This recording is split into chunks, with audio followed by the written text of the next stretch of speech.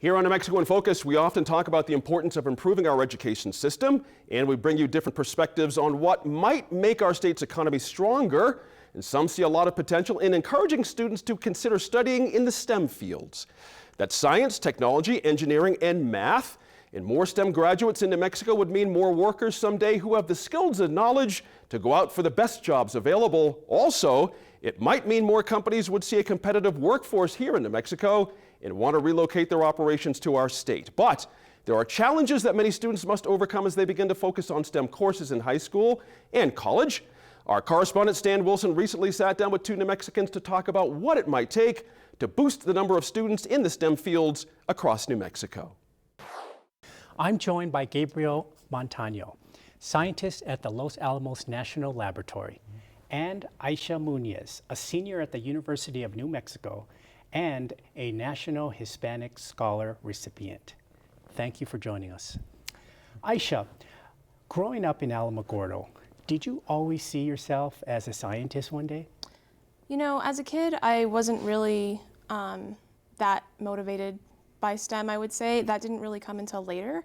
I was kind of planning on being a lawyer or a doctor.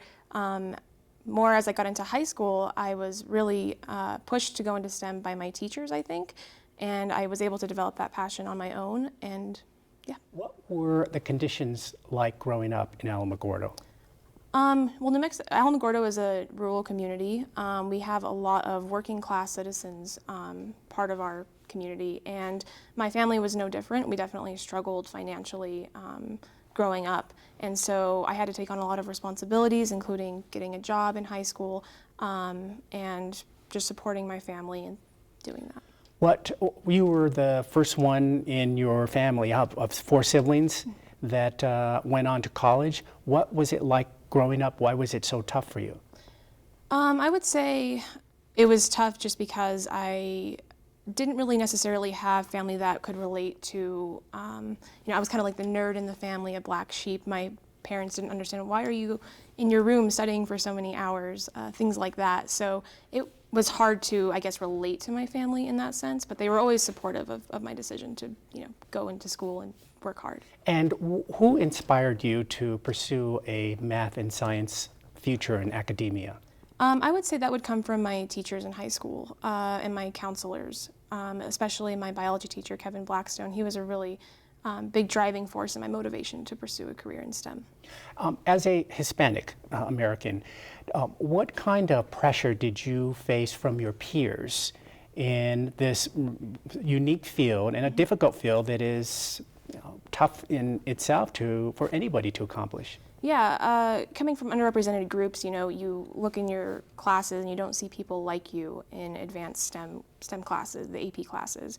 And so it's different because being a woman and being Hispanic and coming from an underprivileged background, I would say all of those factors were hard to overcome, but like I said, having support from my peers and teachers was really important. Gabriel, what makes Aisha's story so exceptional? It's really interesting when I hear her speak, because she faces a lot of the problems that not only the Hispanics and underrepresented minorities face, but also students who come from rural populations. And when we think about New Mexico, we're a rural-based society. And so there are a lot of issues there that can undermine a student's potential.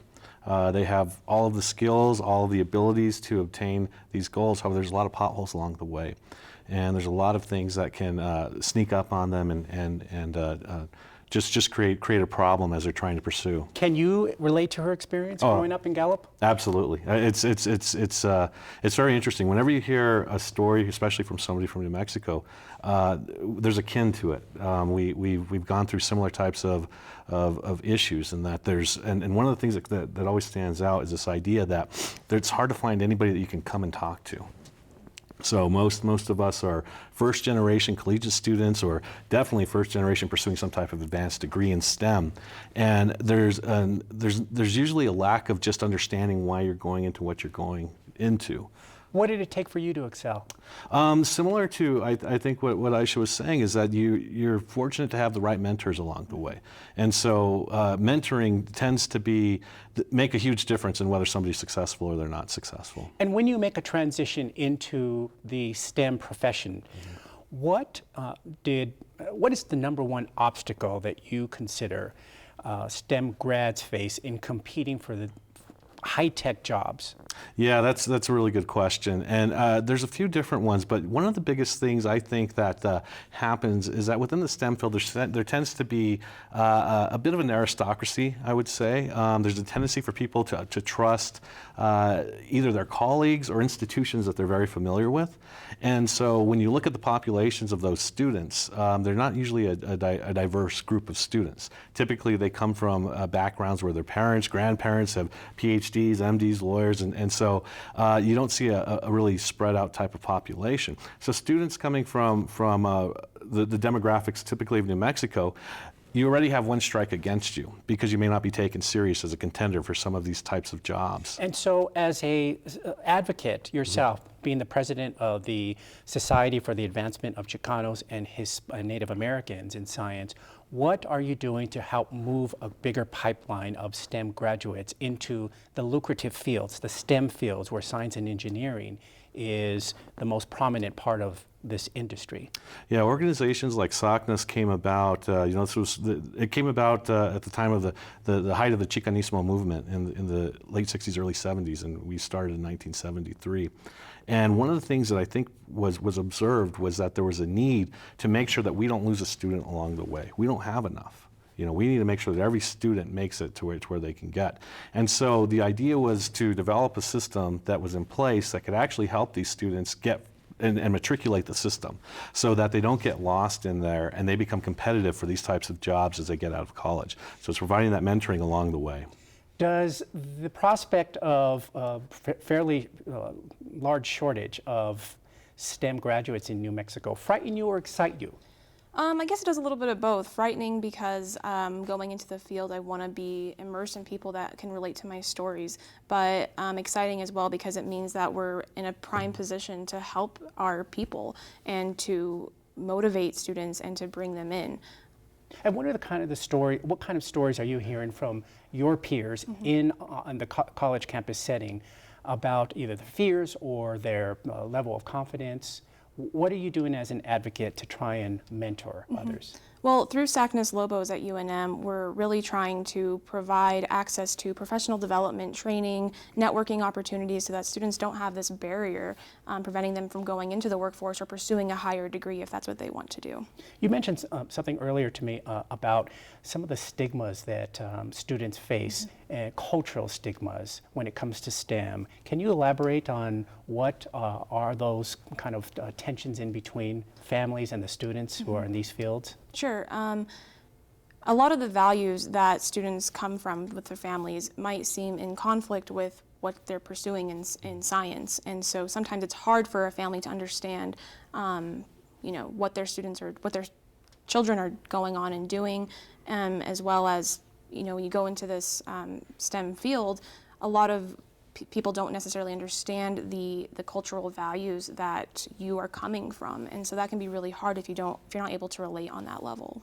Gabe, what are you trying to do to help persuade corporations and the national laboratories in recruiting, training, and hiring a larger local New Mexico STEM workforce? Yeah, I think one of the concepts is that, so for a long time, students, as I just mentioned, is there's this conflict of your cultural identity and your professional identity. And there's a lot of education that goes on with this in educating the corporations, the industries, institutions to understand that you should embrace that cultural identity and that all of these students have, because when they bring that, they strengthen the workforce, because when you have a product or anything viewed from multiple cultural viewpoints, it's going to be a stronger product at the end of the day. So what specifically are you addressing when you meet with corporate executives or the talent and acquisition personnel at companies like Intel or Northrop Grumman or the laboratories, etc.? Yeah, a lot of it is trying to get them to adjust how they qualify what is significant and what is achievement for example, there's a tendency to to look at two people and say, well, I can just look at the end result, and I know if they this person has X number of publications, this person has Y, then this is greater, X is greater than Y, so I'm gonna hire this person. But they fail to see that there's actually, in science we like to talk about the delta, the significance of change. When you take a student who has come from a first generation background, who's worked themselves all the way up through a system that is set up for them not to be successful, and has obtained a high level of significance in their career, compared to somebody, and I'll use my own son, and I do this a lot as an example, when he's at that age, he has two parents who are PhDs. The road for him is going to be a lot less difficult than it was for even myself or for Aisha or for our ancestors that came before us. So there's a need for all of these corporations to understand when they're looking at potential, which is what you do when you hire somebody. What is the potential of this person to be successful? They need to actually look at that adjustment that has been made for each individual and not just at the end result. Aisha, what is the most important advice that you can offer young people who relate to your experience and might be interested in a future of STEM? I think the most important thing for them is to find mentors that can help them along the way. Crucial for me, and I'm sure Gabe as well, we need people that can tell us what to do, when to do it. I didn't have people telling me, oh, you need to take this test. I didn't have that knowledge just innately that you take this test at this time. You have to find people that know what they're doing and help you along the way and keep you motivated. And what about parents and teachers and coaches and other adults? How can they be supportive in someone who, like you, who is breaking through so many barriers? I think just emotional support goes a really long way, not stigmatizing anybody for their decisions to pursue something that they can't necessarily understand themselves, understanding that we have a desire to pursue this, and so they should I think emotional support is the most important thing. And given the role of gender and, as you mentioned, the socioeconomic challenges that you face, what would you like to see in 5 years from now or 10 years from now, given that it's a tough road ahead for anyone? By the time that I'm in my professional career, maybe at the stage that Gabe is, I hope that I'm surrounded by, a representative population of what this country is. We're half women. I think half women should be in STEM, or half of STEM should be composed of women at least. And a representative population of Hispanics and Native Americans as well. Thank you both of you very much. It was a good conversation. Thank you. Thank you.